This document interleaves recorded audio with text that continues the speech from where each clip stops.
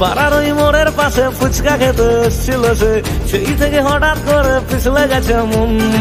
শিলুবাবু পঞ্জিকাতে যত্ন করে লিখে গেছেন, পুরোহিত 101 মেলাচ্ছে দিনক্ষণ।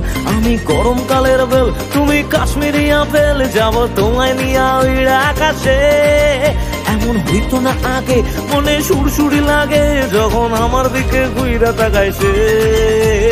বয়স আমার বেশি না, ওরে টুকটুকির মা, চুল কটা পাইকে গেছে বাতাসে। তোমার মেয়েটা আমারে দিবা না, ও কথা মুঠি কমা না, নইলে কিন্তু